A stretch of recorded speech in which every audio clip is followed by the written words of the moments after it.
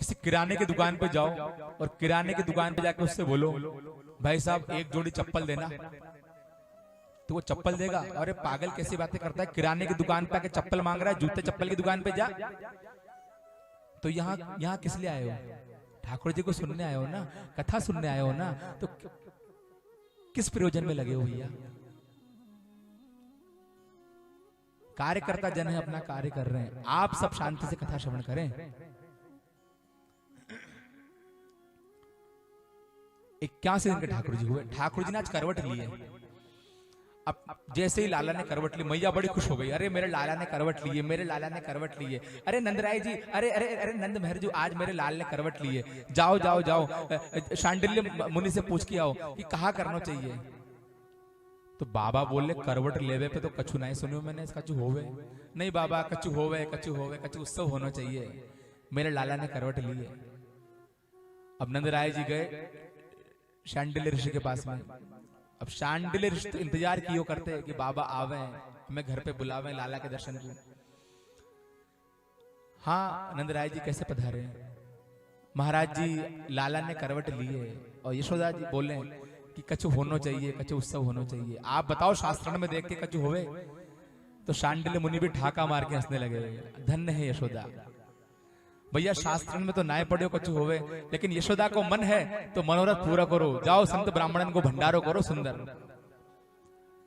नंदराय जी आए और सुंदर भंडारे का आयोजन किया, संत ब्राह्मण बुलाए, सबको निमंत्रण दिया, सबको अपने हाथों से खीर मालपुआ पवारे हैं, पूड़ी कचौड़ी कलाकंद बाबा पवारे हैं। और बाबा बोले अरे पाते जा रहे हो, जाते जाते लाला को आशीर्वाद तो देके जाओ, तो सब पावे उनका आशीर्वाद दे में। अरे बाबा, अरे मैया, तेरो लाल दिन में 2-4 बार रोज करवट ले लियो करे और तुम ऐसे भंडारे कराते रहो। सब प्रसन्न हो गए, सब आशीर्वाद दे रहे हैं और सब जा रहे हैं। मैया ने क्या करा, उत्सव हो रहा है। अब मैया ने ठाकुर जी को अपने आंगन में एक बैलगाड़ी है, उस सकड़े के नीचे ठाकुर जी का झूला, ठाकुर जी का पालना लगा दिया। और ठाकुर जी पालना झूल रहे, मैया काम में उलझ रही है और ठाकुर जी को पालना में झूला दिया। और ठाकुर जी पालना झूल रहे हैं, लाला का पलना डाल दिया सकड़े के नीचे, बैलगाड़ी के नीचे, और मैया काम में व्यस्त है। अब उसी समय एक राक्षस उत्कच सक्टासुर, इसके शरीर नहीं है। शरीर कैसे नहीं है? ये बड़ा बलशाली था, ये हिरण्याक्ष का पुत्र है, तो संतों को परेशान करता था। एक बार लोमश ऋषि के आश्रम में घुस गया और उनके जितने वृक्ष थे आश्रम के, उनसे पीठ रगड़ रगड़ के उनको नष्ट कर रहा है। महात्मा जी आए, अरे दुष्ट क्या करता है, बगीचा नष्ट करता है। अरे महाराज शांत रहो, मेरे पीठ पे खुजली हो रही है। तो महाराज जी ने कहा जा देह रहित हो जा, ना रहेगा शरीर ना होगी खुजली। तो ये उत्कच कंस ने आज भेजा है इसको और उस बैलगाड़ी के ऊपर आकर बैठा है। अच्छा कंस बार बार ये सब राक्षस क्यों भेजता है?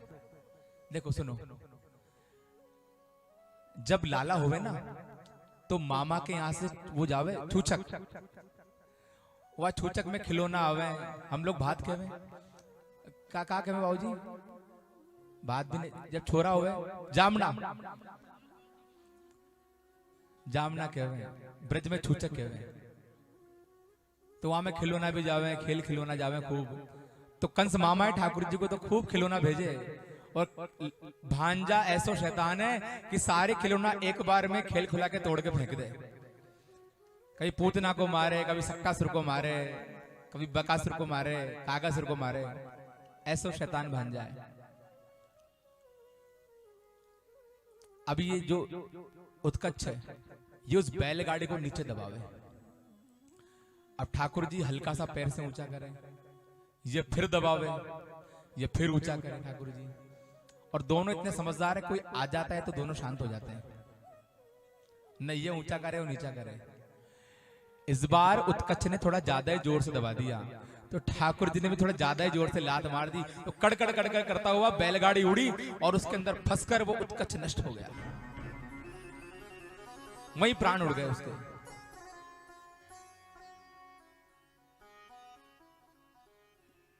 अब देखो सुनना, ये कथा आप सबने सुन रखी है। अब एक बात सुनो,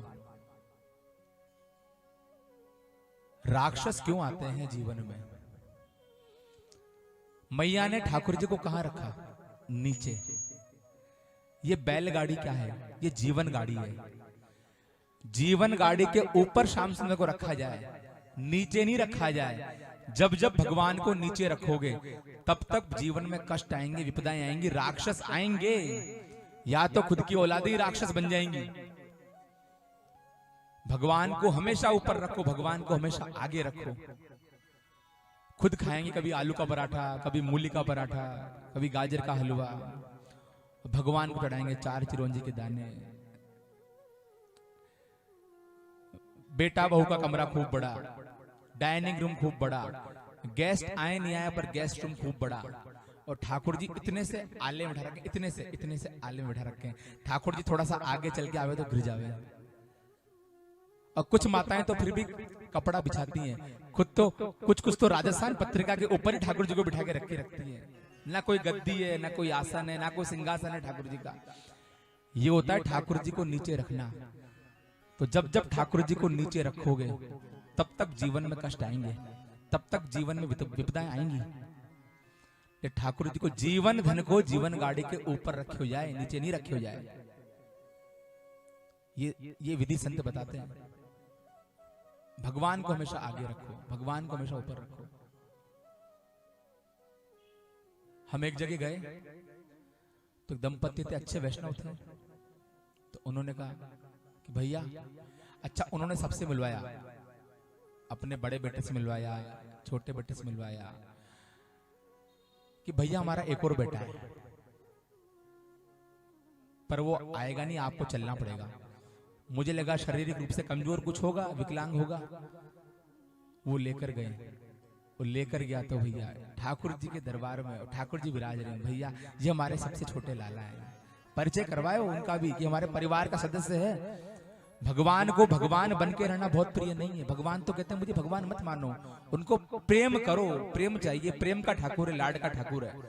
इनको कोई पूजा पाठ करो, सेवा विधि बनो तो ठीक है, अच्छी बात है, लेकिन ये इन सब का भूखा नहीं है। यहाँ तो लाड लड़ाओ बस, केवल प्रेम करो। ये प्रेम का ठाकुर है। अन्य देवी देवताओं की हम नहीं कह सके, लेकिन यहाँ तो प्रेम चाहिए। ये प्रेम का भूखा है। और सब साधन बने तो ठीक, वरना कोई बात नहीं, ना कोई बात नहीं। हमने तो एक वैष्णव ऐसे देखे, जब माँ का प्राणांत हो गया, उनकी माता जी चली गई, तो अपने ठाकुर जी को साथ में लेके शमशान गए, और अग्नि थी तो लाला से भी अग्नि दिलवाई। समाज के लोगों ने खूब विरोध किया, अरे ये पाखंड है, ये क्या, ये मतलब कितना दिखावा है वो है। उसने कहा अगर मैंने भाई माना है, अगर मेरी माँ है तो इसकी भी माँ है, इनको भी अग्नि देने का अधिकार है। दुनिया तो कहती रहे जो कहती रहे, कोई सूतक प्यातक ठाकुर जी को नहीं व्यापे। सब भाव का खेल है, सब भाव जगत की बात है। लेकिन वो भाव हो तब, भाव नहीं है केवल दिखावा है तो बात अलग है। अरे माँ के हाथ अगर कितने गंदे हो रहे हो, पर अगर बच्चा रो रहा है और पानी की व्यवस्था नहीं हो रही है, तो क्या बच्चे को रोने देगी? बच्चे को उठा के गले से नहीं लगाएगी क्या? क्या उस समय शुद्धता देखेगी माँ? वैसे शुद्धता का ध्यान होना चाहिए, लेकिन भाव जगत में फिर सब बातें गौण हो जाती हैं। और भाव नहीं है तब तो फिर भैया वेद मंत्र से बुला के हैं, षोडशोपचार कर करके, पुरुष सूक्त का पाठ कर करके हार जाओ, तब भी ठाकुर जी नहीं आवे। बुलाए ना, जब रैदास जी से वहां के पंडितों ने विरोध किया, अरे ये भजन करता है, राजा से, राजा भजन करता है, ये शूद्र कुल में भजन करता है, पाबंदी करो उसके ऊपर।